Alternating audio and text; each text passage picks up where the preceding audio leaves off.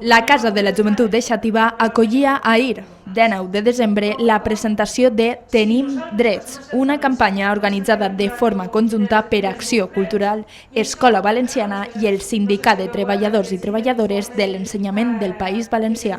A través del llançament d'una pàgina web, la iniciativa pretén potenciar la llengua i el dret a l'ús del valencià. Acció Cultural del País Valencià ha posat en marxa una campanya que es diu Tenim Drets lingüístics.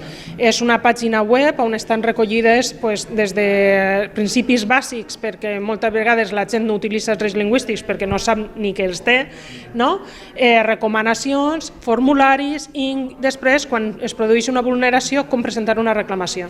Baix aquesta perspectiva, la campanya naix per a revertir la minorització del valencià en diversos àmbits i per aprofitar l'existència de recursos com ara l'Oficina de Drets Lingüístics. Hi ha un problema en la població en general que és la submissió lingüística. N'hi ha una tendència molt naturalitzada i molt normalitzada a que quan se'ns adrecen a nosaltres en castellà, nosaltres canviem.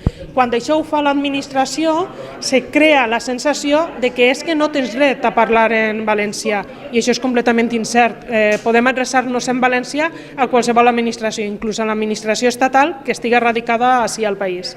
La seva posada en marxa també està recolzada per l'enllaç acpb.cat/tenimdrets, amb recursos que expliquen quins són els mecanismes de protecció i les eines associades, a més de comptar amb una guia pràctica de drets lingüístics en la qual recullen una llista de drets bàsics que tenen els ciutadans, classificats per apartats segons es tracte d'un tema administratiu, de dogmes públics, registres o modificacions en el nom i cognoms. Si volen més informació, poden entrar en la pàgina web de acpb.cat/tenimdrets o posen Tenim Drets Lingüístics en el Google i els apareixerà la pàgina web. I allí tenen tota la informació, els formularis, els drets, si volen plantejar una queixa o si els cal l'ajuda d'Acció Cultural per a que nosaltres presentem la queixa en nom d'ells.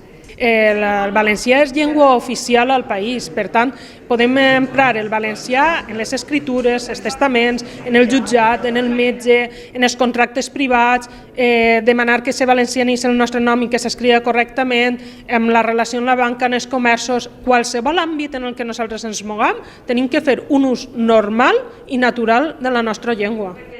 Acció Cultural considera vital fer un ús normalitzat en qualsevol entorn per donar continuïtat i prestigi a la llengua.